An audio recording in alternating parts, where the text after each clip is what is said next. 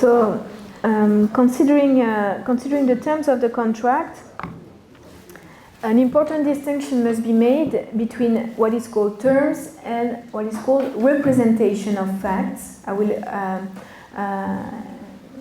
go back on, I will explain this notion of representation of fact more in details later on, because the misrepresentation of fact is a ground for nullity. So I will come back on this point later. So it is very important for you to have in mind the distinction that must be made between a term of the contract and what is called a representation of fact. A term of contract is the expression of a willingness by the parties to agree to be bound by the obligation. So the party agrees to be bound by the obligation that is encompassed in the contract. And indeed, where the terms are not complied with, the innocent party has a valid claim for enforcement. In this situation, the contract is breached, and the innocent party has a legal action for enforcement of the contract. So, where a term is breached, there is a legal claim for enforcement. So the term of contract are expression of a willingness by the parties to agree to be bound by this particular obligation. Where the words or the statements is not interpreted as a term but as a representation, then the innocent party has no legal action for enforcement of this statement. Indeed, a representation is a statement that persuades the other party to enter into the contract, but not on this precise term. That's an element that came in the course of negotiation, that was discussed by the parties, but this element is not intended to be a term. And the innocent party has no action to enforce this representation. If representation is not complied with, there is no legal claim for enforcement. However, the contract is vitiated on the ground of misrepresentation that I will develop later on, and this contract can be annulled. But there is no possibility to enforce what is a representation. Only terms of the contract can be enforced. Only terms of the contract are binding. So this is a key distinction. Can the representation be considered as a promise? Indeed, this is a promise, but the promise is made as a certain and valid promise or a representation. That means something that would not be binding, that is an incentive to enter into the contract, but not considered as part of the contract. And if the one party does not meet the requirement of what he or she has represented, there is no breach, since this representation is not part of the contract. However, misrepresentation, so that's another word that I will, another concept that I will develop. Misrepresentation is a ground for nullity. So the legal claim would be a claim for nullity, but not for enforcement of the contract. Whereas where the terms of the contract are not complied with, the legal action is enforcement of the contract. Am I clear on the distinction? Yes, but my question was, we've seen before that some promises can be can lead to forced compliance. Mm-hmm.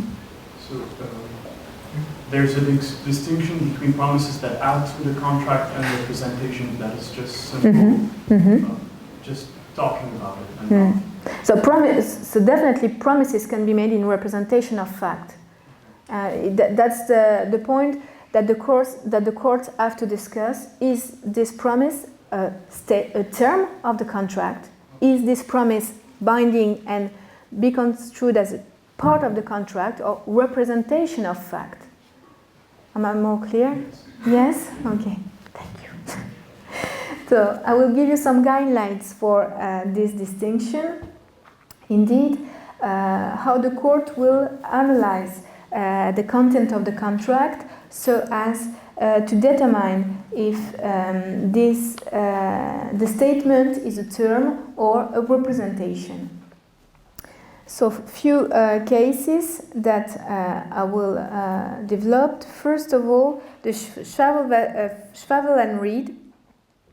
Indeed, according to that case, a statement is unlikely to become a term of the contract if one of the parties asks the other to check whether or not it is true,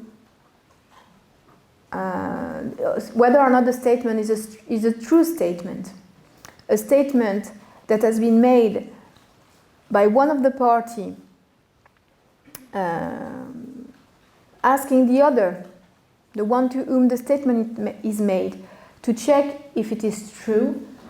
Therefore, this statement is unlikely to become a term of the contract. If one of the parties asks the other to check the statement, the statement is unlikely to become a term. Another case is the Oscar Chess and William. A statement is likely to be a term of the contract. A statement is likely to become a term of the contract where it is of such importance.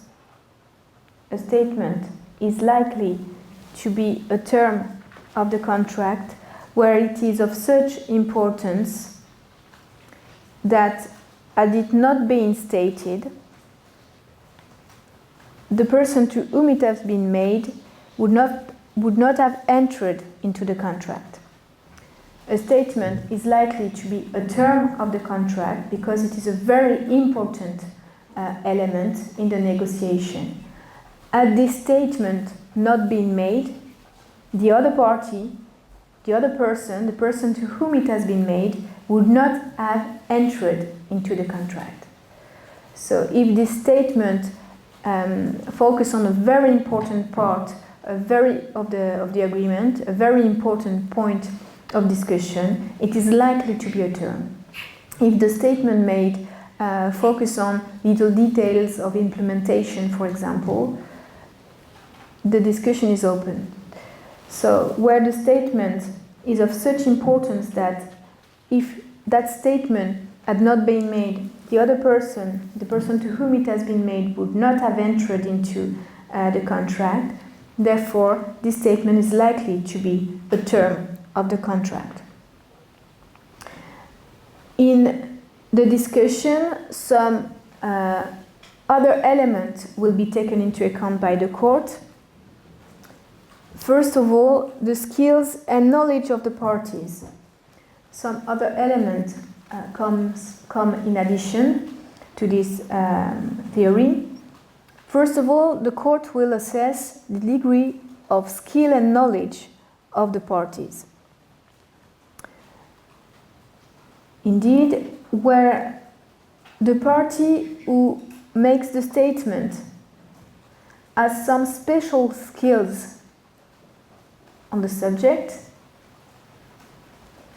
when the one who makes the statement has some special skills on the subject matter of the contract, then the statement will be considered as a contractual term. The one who makes that statement, who say these things, for example, or says something in relation to the subject of the contract, where that person has some particular skills, then what he or she states is likely to be considered as relevant and as true, and therefore as binding, as being part of the contractual agreement. This interpretation comes out from the Schwabel versus Reed, Schwabel and Reed case. In that particular case, the plaintiff, Schwabel, was looking for a horse that he intended to enroll in horse races. So Schwabel was looking for a particular horse that he wanted to enroll in horse races, and he get in touch with Reed, who was selling his horse, and in the course of dealing, when Schwabel was examining the horse, at one moment, Reed said, "It's okay, don't look further, that's fine. This horse is perfectly sound." It appears that in the course of this negotiation, when Schwabel examined the horse, Reed said, "No problem, don't look further, this horse is perfectly sound. It's in good health, you don't need to check further on." And then Schwabel ended the examination and bought this horse. The price was agreed, the purchase was completed, and later on, the horse revealed itself to be completely unsuitable for horse races because he was not meeting the health standard for this particular demanding race. So the horse revealed itself to be unfit for stud and horse races, and Schwabel claimed that this element, the health of the horse, was a term of the contract. He wanted a horse that was sufficiently strong and powerful to be enrolled in horse races. He did not want a horse for his company or for enjoying horse riding in the landscape. That was not the goal for him. So the debate was about the health of the horse. Was it intended to be a term of the contract, and therefore this term was not complied with because this horse was unfit for stud? Indeed, to be in the countryside and enjoying, that's fine, but for stud purposes it was not possible to enroll this horse. So the Reed in that case said that the words he said, "Don't look further on, that's okay, this horse is perfectly sound, that's fine." What he said was mere representation of fact. He really not intended this as being binding. He really not intended this statement as being part of the contract. And the court considered in that case that Reed was a horse dealer. He made his job of selling horses. He had specialist knowledge about horses. So the one who makes the statement was a professional. Therefore, it was an evidence for the other to rely on what he said. So the statement he has made regarding the health of this horse was considered as a term of the contract, a term that had to be complied with. So Reed said that what he said regarding the health of the horse was a representation of fact. It was not intended to be a term of the contract, that was not part of the deal. But the court considered that he was specialist in this area. He has some particular knowledge about horses, and therefore what he has said could have been considered as valuable for Schwabel, and therefore what he has said was not a representation of fact and was clearly intended to be part of the deal. And the health of the horse was a major issue, and since he said that the horse was sound, therefore it should have been. On the opposite side, if we look at things the opposite way, the one to whom, if the one to whom the statement is made is the professional, therefore the statement is more likely to be interpreted as a representation of fact. If the person who makes the statement is not a professional, but the one to whom the statement is made is a professional, therefore the statement is more likely to be construed as a mere representation of fact. Indeed, in the Oscar Chess and William, in the Oscar Chess and William case, William bought a car from Oscar Chess, a car that was sold, a car that was sold as a 1948 model. So in this particular case, William bought a car from Oscar Chess, a car that was sold as a 1948 model. And after the sale was completed, the price was agreed, and the car was transferred to William. And after that, the car reveals itself to be a 1939 model instead of a 1948 model. So this particular statement, indeed, this particular element that came in the course of negotiation, was held not to be a term of the contract. Indeed, the court considered that the car that was bought was that particular car, and that the model of the car was not relevant, and that was not considered as a binding element in the negotiation. The fact that the car was a 1939 model instead of a 1948 model as presented by the seller was considered as being a mere representation of fact, because William, the one who bought the car, was a car dealer, and Oscar Chess was not.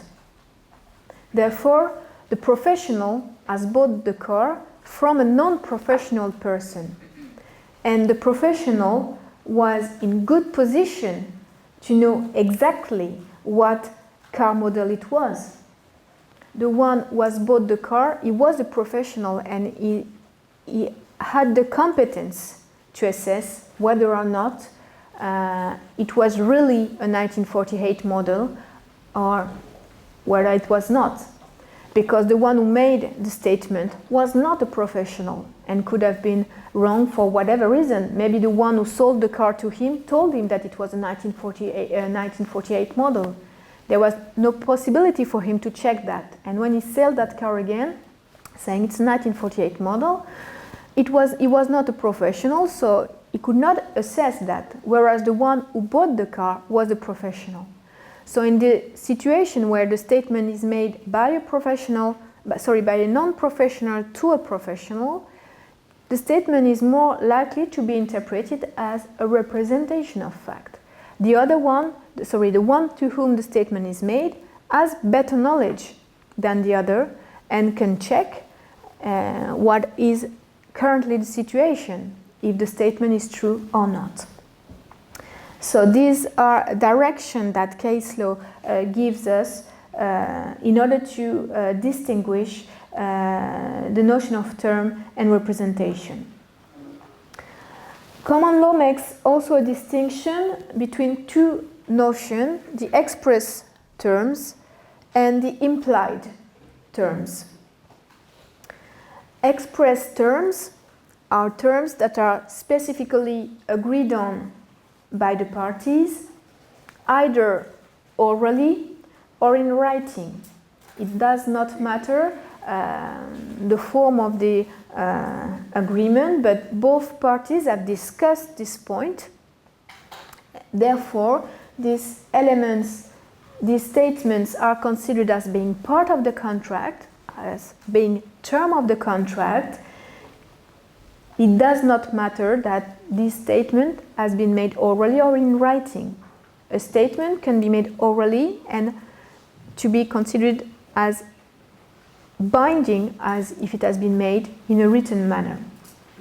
So express terms are the terms specifically agreed on by the parties, whereas implied terms are terms that are not specifically agreed on by the parties, but that are implied from the contract by the court. So the implied terms are not specifically discussed by the parties. They did not focus their discussion on them. It is something that is considered as being part of the contract, even if the parties have not clearly debated of this issue. So these terms are not specifically agreed on by the parties, but are implied from the contract by the court. Without those terms, the contract would lack sense. If this term were not, if this element were not considered as term of the contract would have no sense, would be pointless sometimes. So these terms, these implied terms, are rooted in the contract because of the nature of the contract. So I will give you some direction with one famous case and some more element of interpretation. Indeed, there are lots of cases on the notion of implied terms, since it gave rise to a lot of discussion. Was it a term or a representation? And if it's considered as a term, was it expressed? Was it an express term agreed on specifically by the parties or implied from the contract, where the parties have not discussed that at all, but the court considered that it is a core element of the contract. One of the leading cases is the Moorcock case. I will give you the facts to give you the context of the principle. Indeed, in that particular case, the Moorcock case, a contract has been passed between the owner of the ship, the Moorcock, so that's the name of the ship. So a contract has been passed between the owner of the ship, the Moorcock, and the port authority. Indeed, according to this agreement, the ship, the Moorcock, was allowed to go to a specific point on the River Thames. So the Thames is the river that crosses the London city.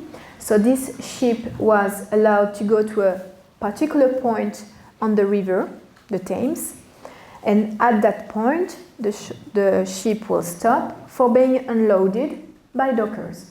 So the contract was passed between the captain of the ship and the port authority for the ship to go on a specific point on the river, to stop here for being unloaded by the dockers. And what happened is that at the point agreed on by the parties for unloading, so the ship reached that particular point as agreed in a contract.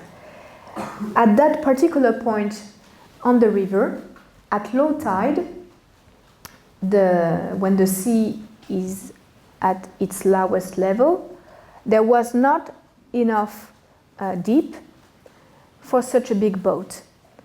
On the River Thames, the Thames flows to the sea, and therefore at low tide there are some incidents on the deep of the water. At low tide on the river, there was not enough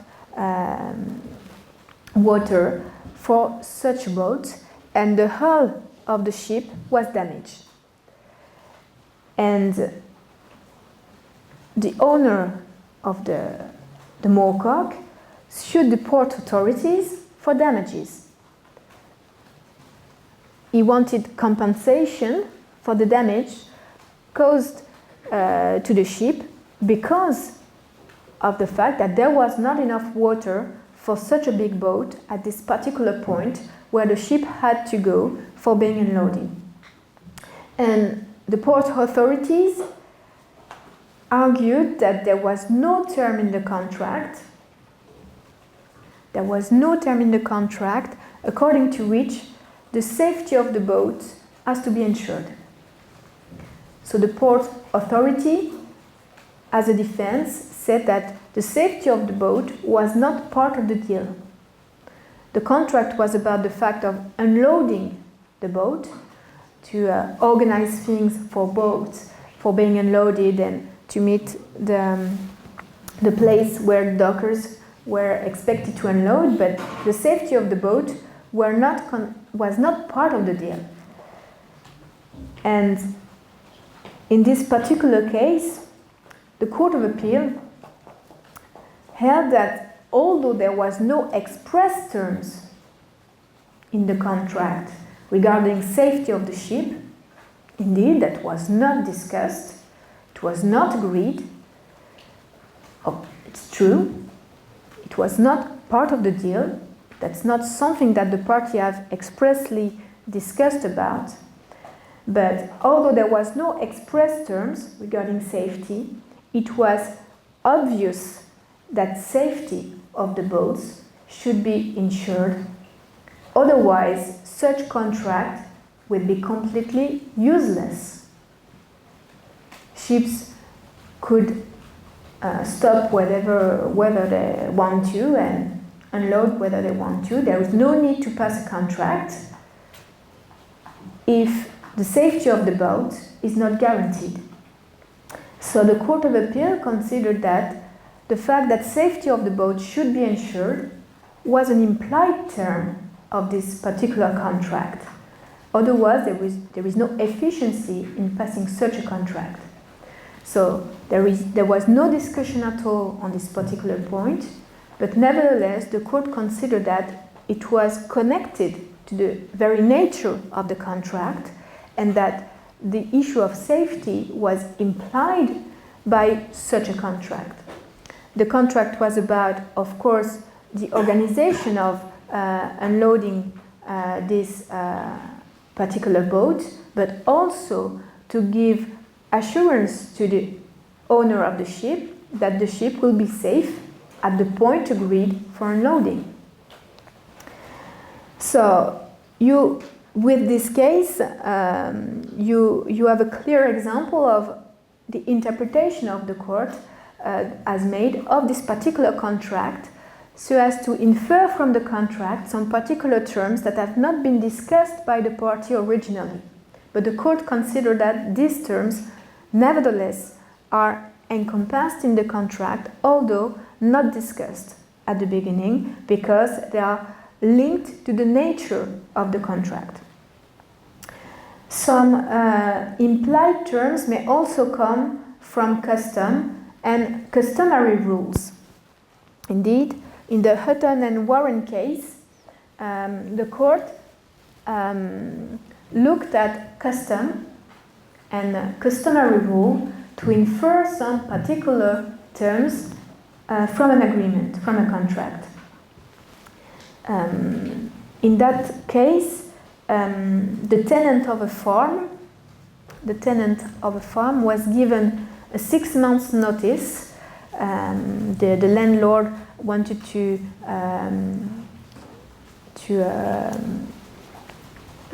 end the farming contract, and the tenant was given a 6 months notice before ending his work on the land.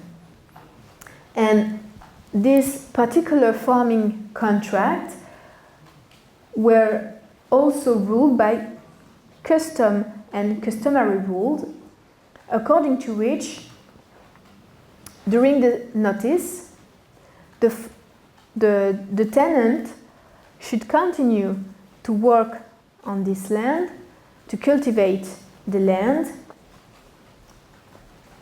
and still, according to custom, the tenant will be allowed, at the end of the contract, to claim an allowance for the work he has done and for the seeds he has paid in order to cultivate this land. And in this particular situation, when the notice was given to the tenant, there was no discussion at all about what will happen after the 6 months notice. And when the tenant claimed for the allowance, the landlord said that he won't pay nothing. It was not agreed. He has nothing to, there is nothing to claim, and he won't pay nothing for the seeds, the seeds used to cultivate the land or whatever. And the court, in this case, used the customary rule to infer from this contract the fact that this tenant was entitled to such an allowance, even though it was not contemplated by the party at the time of the contract that during the notice period the tenant should keep on cultivating the land and will be rewarded for that. It was not discussed at all. However, it was the usual way to do things in this particular farming contract. So the custom here was used to infer from this particular agreement these particular circumstances, such as the allowance granted to the tenant at the end of the notice period for the work he has done during the notice period and the price he has paid to buy the seeds that he used to cultivate it. So, implied term can come from the contract itself, the very nature of the contract, such as in the Morco case. Implied terms can be inferred from custom. Implied terms can also be inferred from statutes. Indeed, if you look at particular statutes, and I will just give you the Supply of Goods Implied Terms Act 1973. For example, the Supply of Goods, so I give you the name of this statute, Supply of Goods Implied Terms Act 1973. According to the chapter 13 of this statute, remember it's an act of parliament, according to the chapter 13 of the Supply of Goods Implied Term Act 1973, sorry I didn't put it on the board, so Supply of Goods Implied Term Act 1973, according to this chapter, in any sale of goods contract,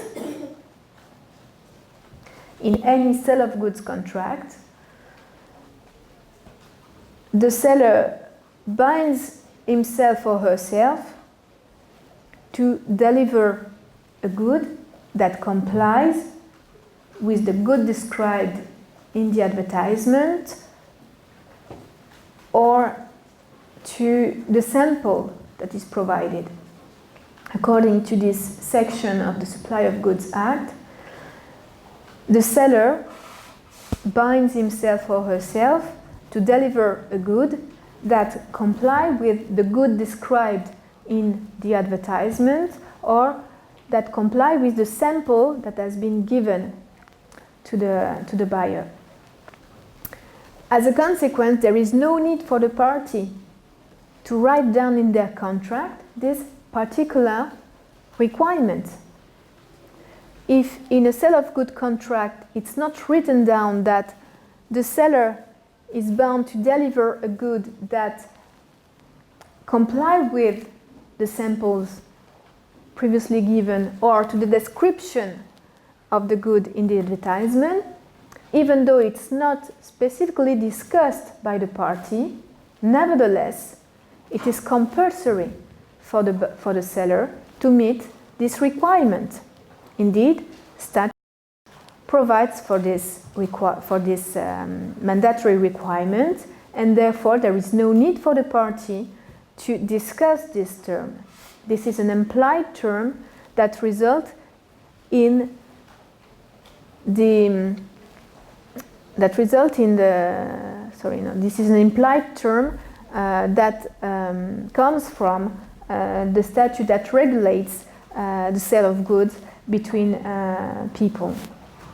So even though this term is not particularly discussed, is not even discussed at all, compliance with the sample or compliance with the description of one good is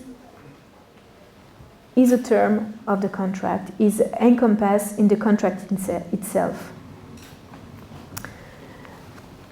There are also some other additional rules that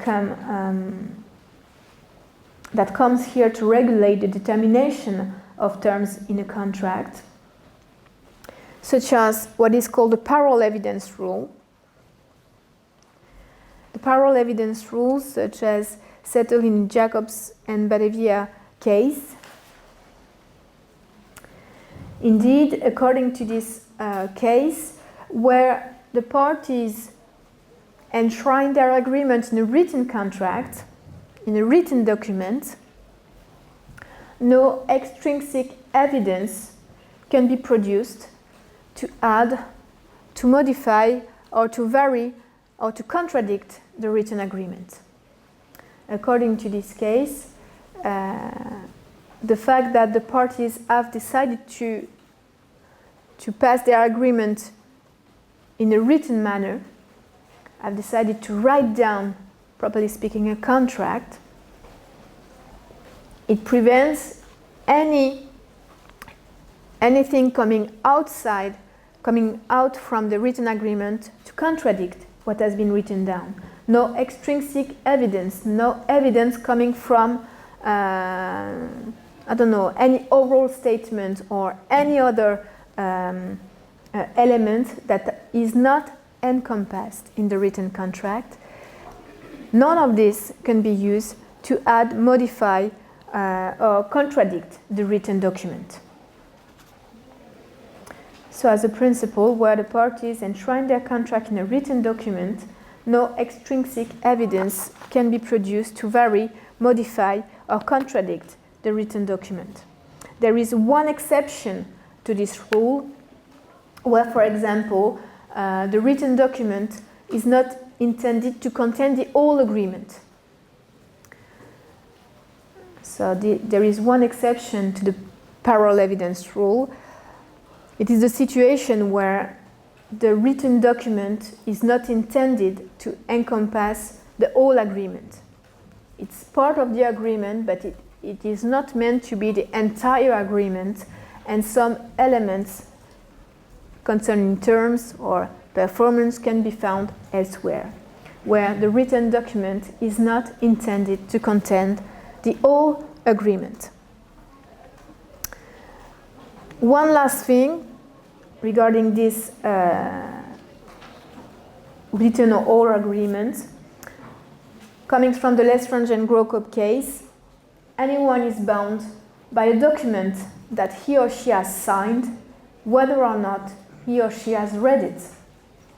Indeed, in the line of the first principle, where one person has signed an agreement, he or she is bound but is written by what is written in this agreement. It does not count that he or she has not read what he or she has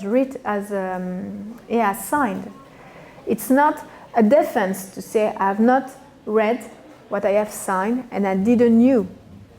Indeed, since the document is signed, what is encompassed in the written document is considered as binding, and no defense can be presented if the person has not read what he or she has signed.